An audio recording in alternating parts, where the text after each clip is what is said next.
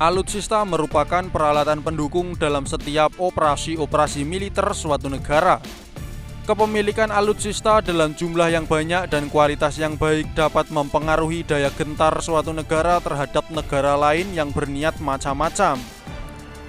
Terlebih lagi, alutsista tersebut merupakan buatan dalam negeri, sehingga negara lain tak dapat mengetahui celah atau kelemahan dari alutsista tersebut.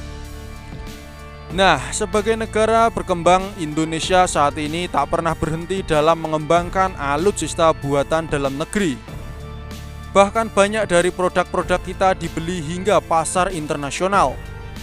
Berikut ini beberapa alutsista canggih yang merupakan buatan dalam negeri. Yang pertama dari lini pengawasan atau sistem radar.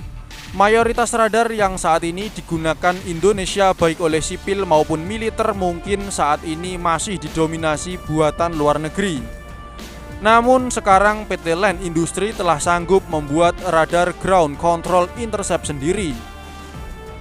Kegiatan pengembangan radar GCI dimulai sejak tahun 2021 dan ditargetkan selesai pada tahun 2024. Ketika beroperasi, pengontrol radar GCI dapat memberikan pengarahan dan pengawalan terhadap pesawat tempur dalam melakukan pencegatan atau interception. Ini merupakan bagian dari produksi konsorsium Balitbang Kementerian Pertahanan yang melibatkan PT Land Industri, LAPI ITB, Radar Telekomunikasi Indonesia, dan Info Global Teknologi Semesta.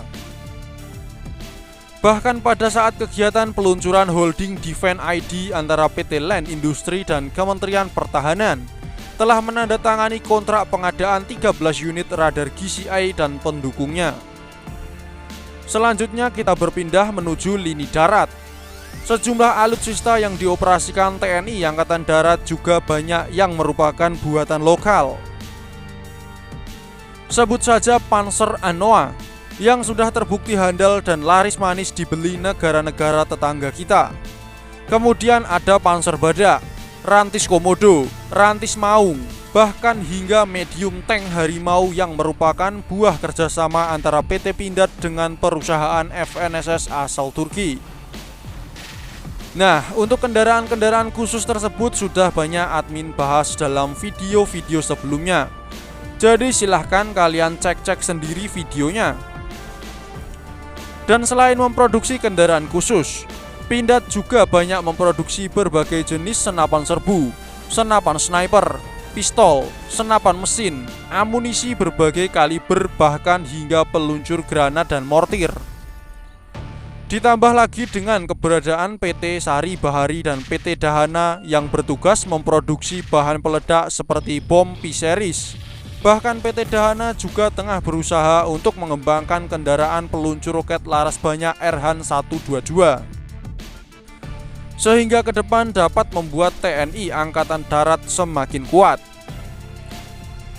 Beralih dari peralatan darat, kita menuju alutsista laut. Melalui PT PAL Indonesia, TNI Angkatan Laut kini mengoperasikan kapal cepat rudal Sampari kelas 60 meter. Yang merupakan buatan tangan-tangan anak bangsa sendiri. Selain itu, PT PAL juga telah berhasil membuat kapal perusak kawal rudal KRI RE Marta Dinata 331 dan KRI I Gusti Ngurah Rai 332. Tak berhenti hanya sampai situ saja, PT PAL juga telah membuat kapal LPD dan kapal bantu rumah sakit yang juga laris manis dibeli Filipina sebanyak 2 unit sebagai kapal SSV. Dan yang sangat bikin bangga adalah KRI Alugoro 405. Karena alutsista canggih berupa kapal selam ini adalah buatan PT PAL Indonesia dengan menggandeng perusahaan DSME asal Korea Selatan sebagai mitra. Selain PT PAL juga ada PT Daya Radar Utama serta PT Dok dan Perkapalan Koja Bahari yang sama-sama memproduksi kapal pengangkut tank. Terbaru, TNI Angkatan Laut juga mendapat KRI Golok 688, kapal perang trimaran siluman pertama buatan dalam negeri, dan tank boot Antasena yang dikembangkan oleh PT Lundin Industri. Nah, naik dari lautan, Saatnya mengudara dengan alutsista udara buatan lokal. PT Dirgantara Indonesia menjadi andalan dalam konstruksi dan perbaikan atau perawatan alutsista udara TNI.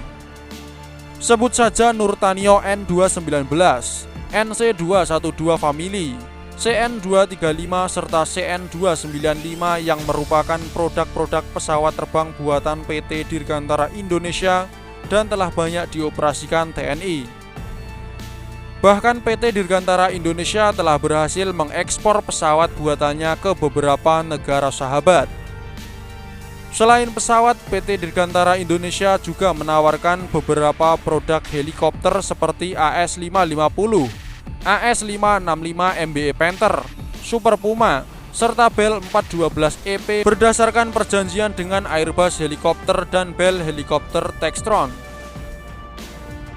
Nah, selain pesawat udara berawak, saat ini PT Dirgantara Indonesia bersama perusahaan konsorsium lainnya juga tengah mengembangkan kendaraan udara tak berawak alias drone berjenis medium altitude long endurance bernama Elang Hitam. Dan PT DI juga tengah terlibat aktif dalam pengembangan jet tempur generasi 4 ke atas KFX IFX bersama dengan Korea Selatan. Nah, gimana bosku? Ternyata kita Indonesia juga mampu membuat berbagai jenis alutsista canggih dan modern yang tak hanya laris manis di pasar nasional, tetapi juga banyak diminati oleh pasar global. Itu pun belum semuanya bos. Pastilah ada yang admin masih tertinggal dan belum disebutkan. Jadi silahkan kalian tuliskan sendiri di kolom komentar.